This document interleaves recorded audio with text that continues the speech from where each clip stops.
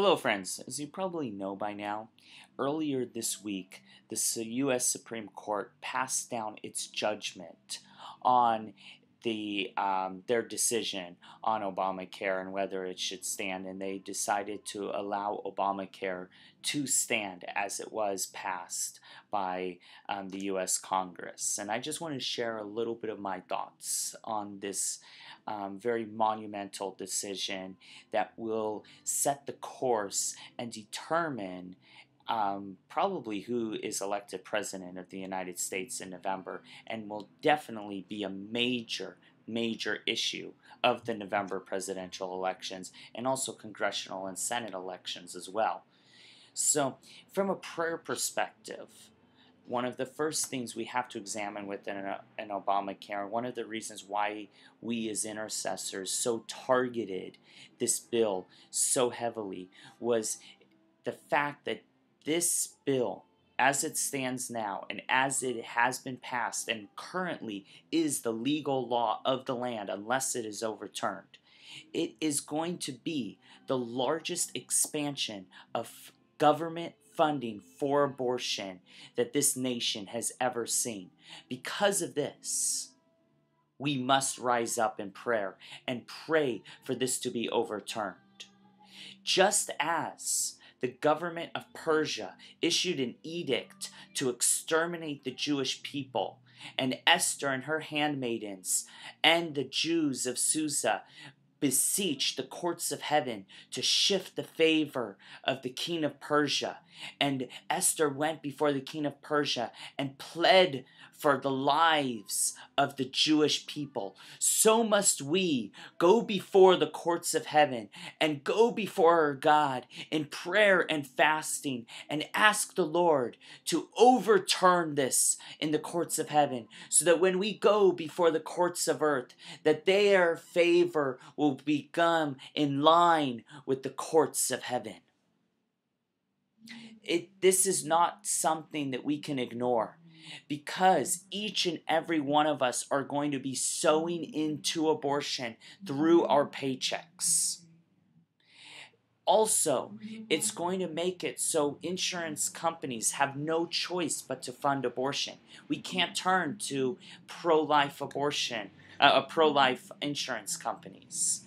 Even Catholic organizations that are opposed to contraception, or any Christian company that is opposed to abortion, must have abortion and contraception as part of their health plan. This is an erosion on Christian liberty. Needless to say, and I'm not going to go into the whole idea of having government-funded health care. I mean, that is a different issue. There are issues with the government controlling our healthcare system, but those can fall under, political aspirations. And yes, it is good. Like, we need the poor to have access to healthcare, and we need to pray for churches to arise and faith-based organizations to arise, to be a voice for those people who need funding and who need their medical care taken care of and can't get medical insurance or can't afford health care. And there needs to be social programs put into place. But Obamacare is not the solution for this. And the way it stands now, it's an assault against life. And we have to see abortion as it is a targeted genocide against our generation. So let us continue to pray for the overturning. And from a political standpoint, I have a few things that I find very telling about the way this decision was handed down. Justice Roberts, in his decision, did not decide on behalf of the Obama administration on the grounds they wanted. They were trying to make certain arguments, but he passed down his decision on the worst possible grounds that were the weakest for the Obama administration. The Obama administration has been trying to coin this in a way so that it did not appear as a tax, but he called it a tax and said that this bill was constitutional on the grounds that it was a tax, and Congress has the legal basis of taxing. But the fact that this is called a tax is going to anger the American people in a way that will drive them to the ballot box in many ways to overturn this. So let us continue to pray that the American people will have their eyes opened and will see how expensive this bill is and will be driven to the ballot box to overturn this. Let's also pray for the church to arise in prayer and come against this assault against life, because that's what it truly is, an assault against life in this nation.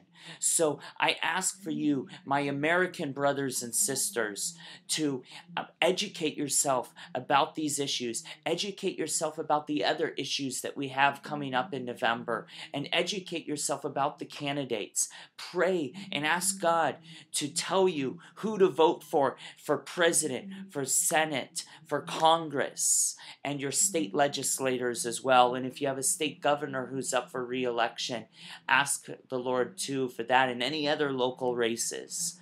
Educate yourself about what issues and know that your vote counts. Every vote counts, and your vote belongs to Jesus. So ask him how he would have you vote.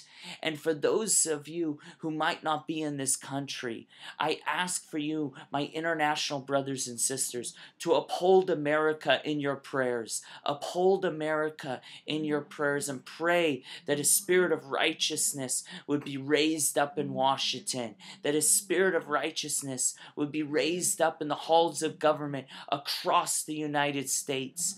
For America, like it or not, is one of the leading forces in government across the nations, and what happens in America is exported across the world. So please pray with us and pray that God would have his way and that life would reign in America.